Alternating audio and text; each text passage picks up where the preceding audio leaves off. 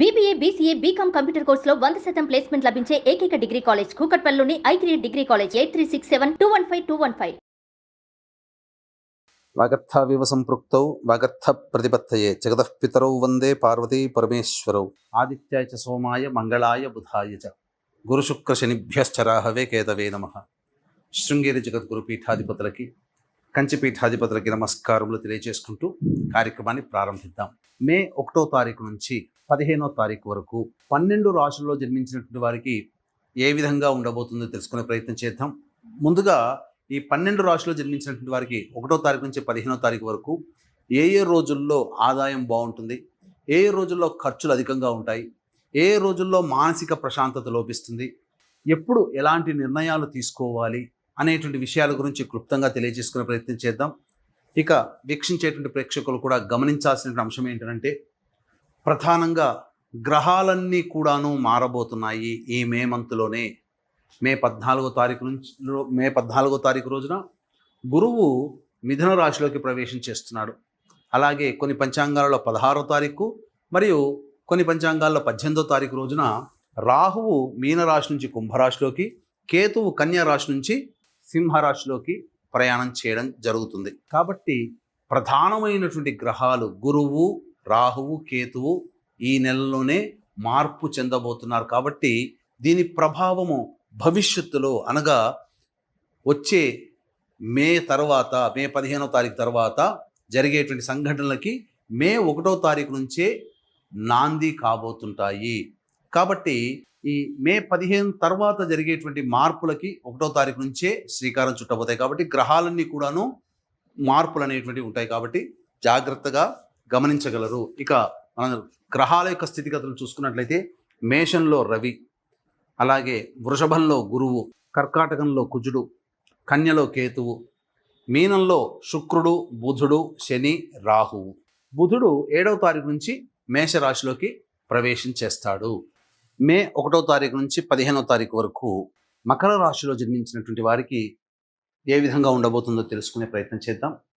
3వ స్థానంలో శుక్రుడు, శని, రాహువు, బుధుడు. ఈ గ్రహ ప్రభావం వలన మీరు ఆత్మస్థైర్యంతో అనగా కాన్ఫిడెన్స్ లెవెల్స్తో మీరు అనుకున్నటువంటి పనులన్నీ ముందుకు వెళ్ళగలుగుతారు.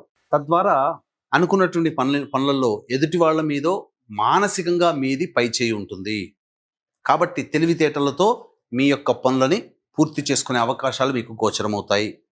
నూతన వ్యక్తుల పరిచయము, ప్రత్యేకంగా నూతన స్త్రీల పరిచయము ఈ యొక్క మకర రాశికి ఈ 15వ తారీఖు లోపల ఉండబోతుంది. కాబట్టి అన్ని విధాలుగా అనుకూలంగా ఉండేటువంటి సమయం చెప్పవచ్చు. ముఖ్యంగా ఏలిన నాడి శని దోష ప్రభావం నుంచి బయటపడినటువంటి రాశిగా సహాయ సహకారాలు అన్నీ చక్కగా ఉంటాయి. సోదర సోదరీమణులు, అలాగే కోల్పోయినటువంటి బంధాలు అన్నీ కూడా తిరిగి మీకు చెంత చేరుతాయి. ఆనందకరమైనటువంటి జీవితాన్ని పొందుతానని చెప్పవచ్చు. ఇక చతుర్థ రవి బుధ సంచారము ప్రధానముగా బదిలీలకు జరిగేటువంటి అవకాశాలు ఉంటాయి. గవర్నమెంట్ ఉద్యోగస్తులైతే బదిలీలు కానీ, ట్రాన్స్ఫర్స్ కానీ, లేదా వేరే పనిచేస్తున్నటువంటి వ్యక్తులకి వేరే ప్రాంతానికి ట్రాన్స్ఫర్ అయ్యేటువంటి అవకాశాలు ఎక్కువగా గోచరమవుతున్నాయి. ఉద్యోగంలో జాగ్రత్తలు పాటించండి. అయితే ఉద్యోగాన్ని వీడేంత పరిస్థితులు అంటూ ఏమీ ఉండవు. అన్ని విధాలుగా సౌఖ్యం ఉంటుంది. ముఖ్యంగా కుటుంబ సౌఖ్యాన్ని 7వ తారీఖు తర్వాత మీరు పొందుతారు. కుటుంబ సభ్యులందరూ కలుసుకునే ప్రయత్నాలు జరుగుతాయి. తద్వారా ఆనందకరమైనటువంటి వాతావరణంలో ఈ మకర రాశిలో జన్మించినటువంటి వారు ఉంటారని చెప్పవచ్చు. ఇక పంచమ గురు ప్రభావము, ఇది అనుకూలంగా ఉండేటువంటి సమయము. మకర రాశి వారికి అన్ని విధాలుగా యోగదాయకంగా ఉంటుంది. సంతాన మూలకంగా సంతోషాన్ని పొందుతారు. అనగా మీ సంతానము మీరు కోరుకున్నటువంటి స్థితిలో ఉంటారు. వారి వల్ల మీకు మంచి పేరు అనేటువంటిది వస్తుంది. వాళ్ళకి పొందేటువంటి విద్యార్థులైతే వాళ్ళకి పొందే విజయం తల్లిదండ్రులకి ఆనందాన్ని కలగచేస్తుంది.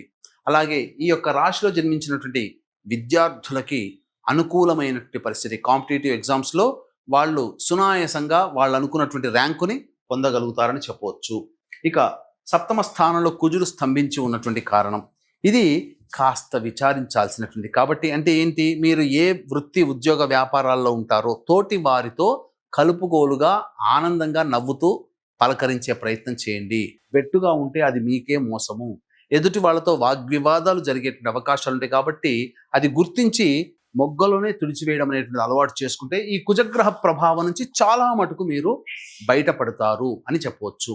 ఇక జీవిత భాగస్వామి స్త్రీ అయినా పురుషుడైనా ఎవరైనా కానీ వారితో ప్రేమ ఆప్యాయతతో మెలగండి, గౌరవ మర్యాదలతో ఉండండి. ఎందుకంటే ఎన్ని పనుల నుంచి వచ్చినా ఇంటికి రాగానే ఇంట్లో ఉన్న భాగస్వామి అనునయము, ప్రేమ ఇవి ఉంటే ఆ వ్యక్తికి స్త్రీ అయినా పురుషుడైనా ఆనందంగా జీవించగలుగుతాడు. కాబట్టి అటువంటి ఇంట్లో సంతోషం ఉండాలి అని అంటే మీ జీవిత భాగస్వామితో ఆనందంగా ఉండేటువంటి ప్రయత్నం చేయండి. ఇక నవమ స్థానంలో కేతువు, ఇవన్నీ కూడాను యోగించేటువంటి పరిస్థితులే. కాబట్టి ఖచ్చితంగా ఈ యొక్క 15వ తారీఖు లోపల దేవతా దర్శనం, దేవతా స్థలాలకి దర్శించడం, లేకపోతే మత పెద్దలని సందర్శించడం, వారి ఆశీర్వచనలు తీసుకోవడం అనేటువంటి జరుగుతుంది. ఏదో ఒక పూజా విధాన కార్యక్రమాల్లో మీరు నిమగ్నమై ఉంటారు అని చెప్పవచ్చు. అన్ని విధాలుగా ఏతావాత చెప్పొచ్చేది ఏమిటంటే ఈ యొక్క మకర రాశిలో జన్మించినటువంటి వారికి సంపూర్ణమైన యోగ్యతా కాలంగా చెప్పవచ్చు. వివాహం కావాల్సినటువంటి అబ్బాయిలకి అమ్మాయిలకి వివాహ సంబంధాలు కుదిరే అవకాశాలు కూడా గోచరమవుతున్నాయి. అలాగే సంతానం కోసం ఎదురు చూసేటువంటి వ్యక్తులు చక్కటి వార్త వింటారు, ఆనందకరమైనటువంటి జీవితాన్ని పొందుతారు. అన్ని విధాలుగా అనుకూలంగా ఉంటుంది. విద్యార్థులకి అన్ని విధాలుగా యోగదాయకంగా ఉంటుందని చెప్పవచ్చు. ఇక అన్ని వృత్తి ఉద్యోగ వ్యాపారాల్లో ఉన్నటువంటి వాళ్ళకి ధనాదాయము సాధారణం కంటే ఎక్కువగానే ఉంటుంది. కాబట్టి ఆనందకరంగా జీవిస్తారని చెప్పవచ్చు. ఇక మహావైశాఖి అంటే వైశాఖ పౌర్ణమి ఈ నెల 12వ తారీఖు రోజున ప్రధానంగా ప్రేక్షకులందరూ కూడా పితృదేవతల యొక్క అనుగ్రహాన్ని పొంది సముద్ర స్నానం చేసినట్లయితే అనేక దోషాల నుంచి విముక్తి అవుతారని చెప్పి మనకు చెప్పబడి ఉంది. సాక్షాత్తు విష్ణువే ఆరాధనాపూర్వకంగా ఉండేటువంటిది. కాబట్టి ఇటువంటి వైశాఖ పౌర్ణమి రోజున తండ్రి వైపు 6 తరాలు, తల్లి వైపు 3 తరాలలో ఏవైనా దుర్మరణాలు అంటే road accident, fire accident, suicide attempt, నదిలో బావిలో పడి చనిపోవడం, ఇంట్లోంచి వెళ్ళిపోవడం, లివర్ ఫెయిల్యూర్, కిడ్నీ ఫెయిల్యూర్, క్యాన్సర్తో చనిపోవడం, అలాగే 60 సంవత్సరాల లోపల కుటుంబ సభ్యులు ఏ విధంగా చనిపోయినా, పిండ ప్రదానాలు కుటుంబంలో చేయలేకపోయినా అవన్నీ పితృశాపాలు, స్త్రీ శాపాలు, సర్పశాపాలు, దైవశాపాలుగా, గురుశాపాలుగా చెప్పబడి ఉన్నాయి. కాబట్టి ఇటువంటి శాప నివృత్తికి మన కార్యక్రమాలు 12వ తారీఖు రోజున చేస్తున్నాము. ఇటువంటి శాప ప్రభావం వలన కుటుంబంలో ఎటువంటి శుభకార్యాలు జరగవు, వివాహాలు జరగవు, అనుకున్నటువంటివన్నీ కూడాను అన్నీ నోటి దాకా వచ్చి వెనక్కి వెళ్ళిపోతుంటాయి. ఒక చక్కటి ఉద్యోగంలో ఉండరు, తరచూ యాక్సిడెంట్స్కి గురవుతుంటుంటారు, కుటుంబ సభ్యుల మధ్య ఒక ప్రేమ ఆప్యాయతలు ఉండవు, ఏ పని తలపెట్టినా ఆ ముందు అడుగు వెనక 2 అడుగులు అన్నట్టుగా ఉంటుంది తప్ప ఏది కూడా ఒక పట్టాన పూర్తి కాదు. ఇటువంటి సమస్యలతో బాధపడుతున్నటువంటి వాళ్ళు నా మాట విని ఒక్కసారి ఈ యొక్క శాప నివృత్తి కార్యక్రమం పాల్గొని శాప నివృత్తిని జరిపించుకొని తప్పకుండా మీ జీవితంలో మంచి ఉన్నతమైనటువంటి స్థానానికి చేరుకోగలుగుతారని చెప్పడంలో ఏమాత్రం సందేహం లేదు. అయితే ఇప్పుడున్నటువంటి ప్రస్తుత సమాజంలో ప్రతి వృత్తి, ఉద్యోగం, వ్యాపారంలో మంచి చెడు ఉన్నట్టుగానే ఈ పూజల పేరిట ముఖ్యంగా మనకు భగవంతుడు ప్రసాదించింది 27 నక్షత్రాలు.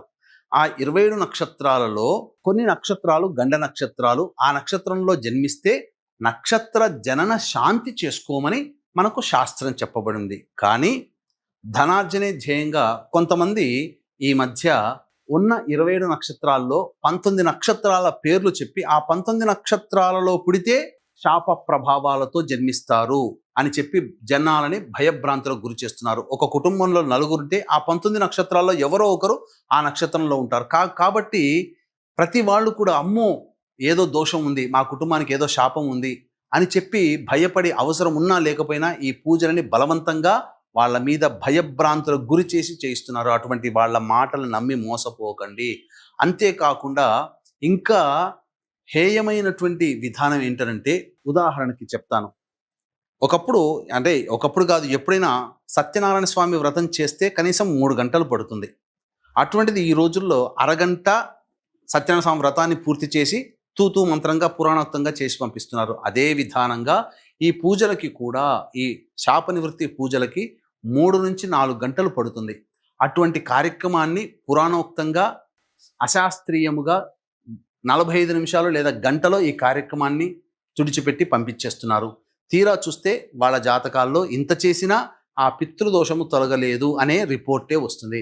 కాబట్టి ఇటువంటి మోసాలకి గురి కాకండి. ఎందుకంటే ముందుగా మేల్కోవాల్సింది ప్రేక్షకులే.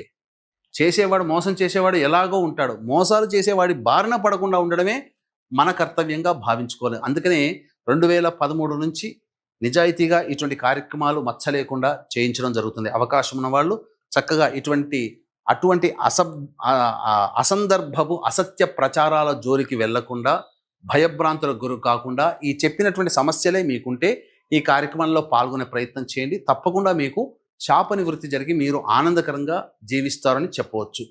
ఇక గమనించుకున్నట్లయితే ఈ యొక్క రాశిలో జన్మించినటువంటి మహిళలకి కోల్పోయినటువంటి స్థానంలోనే గౌరవ మర్యాదలు లభిస్తాయి. కుటుంబ సభ్యులు మీ మాటకి విలువిస్తారు, మీకు బాధ్యతలను అప్పజెప్పుతారు. తద్వారా అన్ని విధాలుగా ప్రేమ ఆప్యాయతలు కుటుంబ సభ్యుల ద్వారా పొందడం, అంతేకాకుండా బయట మీరు చేస్తున్నటువంటి కార్యక్రమాల్లో మీకు ఇతరులు సహాయ సహకారాలు అందించడం ద్వారా మీ పనులని సులువుగా సజావుగా పూర్తి చేసుకుంటారని చెప్పవచ్చు. ఈ యొక్క రాశిలో జన్మించినటువంటి మహిళలకి సంతాన ప్రాప్తి కలుగుతుంది. అలాగే వివాహం కోసం ఎదురు చూసేటువంటి యువతులకి వివాహం జరిగేటువంటి అవకాశాలు గోచరమవుతున్నాయి. అన్ని విధాలుగా ఈ యొక్క మకర రాశిలో జన్మించినటువంటి మహిళలకి సంపూర్ణమైనటువంటి జీవనం ఉంటుందని చెప్పవచ్చు. అయితే 1, 2, 3, 4, 5 తేదీలలో రావాల్సినటువంటి రాణి బాకీలు వసూలవుతాయి. అన్ని విధాలుగా ధనాదాయం చాలా చక్కగా ఉంటుంది. మరీ ముఖ్యంగా ఇతరుల సహాయ సహకారాలతో మీరు అన్ని పూర్తి చేసుకుంటారు. కాకపోతే 4, 5 తేదీల్లో మీరు కోపానికి గురవుతారు, కోపాన్ని ప్రదర్శించే అవకాశాలు ఉంటాయి. కాబట్టి మీ యొక్క కోపాన్ని తగ్గించుకునే ప్రయత్నం చేయండి. ఇక 6, 7 తారీఖుల్లో కనుక చూసుకున్నట్లయితే ప్రధానంగా సమస్యలు అధికంగా ఉంటాయి, ఖర్చులు కూడా అధికంగా ఉంటాయి. ఒక జిగ్జాగ్ లాగా ఉంటుంది. ఏ పని చేయాలన్నా మీకు ప్రశాంతత ఉండదు. ప్రతి పనులలో ఆటంకాలే ఎదురవుతాయని చెప్పవచ్చు. ఇక 8, 9, 10 తేదీల్లో కనుక చూసుకున్నట్లయితే సంతానం మూలకంగా ఖర్చులు, సంతానం మూలకంగా విభేదాలు, అలాగే సంతానంతో సమస్యలు ఎదురవుతాయి. కాబట్టి జాగ్రత్తలు పాటించండి. ఆస్తిపాస్తులకు సంబంధించినటువంటి విషయాలు చర్చకు వస్తాయి. ఇక 11, 12, 13, 14, 15 తేదీలో కనుక చూసుకున్నట్లయితే ప్రధానంగా అన్ని వృత్తి ఉద్యోగ వ్యాపారాల్లో ఉన్నటువంటి వారికి చక్కటి విజయాలు పొందుతారు. అలాగే రావాల్సినటువంటి డబ్బు కంటే ఎక్కువగా డబ్బు లభించడం, తద్వారా మీ యొక్క ఖర్చులని, సమస్యల్ని అధిగమించగలుగుతారు. అన్ని విధాలుగా సంతోషంగా కుటుంబ సభ్యులతో ఆనందంగా గడుపుతారని చెప్పవచ్చు. తర్వాత చెప్పొచ్చేది ఏమిటంటే 6, 7, 8, 9, 10 తేదీల్లో మాత్రం ఈ 5 రోజుల్లో జాగ్రత్తలు పాటించండి. డబ్బులు ఖర్చులు అవుతాయి, సమస్యలు వస్తాయి. కాబట్టి తెలివితో అధిగమించే ప్రయత్నం చేయండి. ఇక ఈ యొక్క మకర రాశిలో జన్మించినటువంటి వారు సమస్యల నుంచి బయటపడాలి అని అంటే ప్రతిరోజు కూడా అవకాశం ఉన్నప్పుడల్లా నవగ్రహాల చుట్టూ శివాయ నమః అంటూ 27 ప్రదక్షిణలు చేసి శివాలయంలో అర్చన జరిపించుకోండి. చాలా సమస్యలు పరిష్కారం అవుతాయని చెప్పవచ్చు. సర్వం శ్రీ ఉమామహేశ్వర పరబ్రహ్మార్పణమస్తు.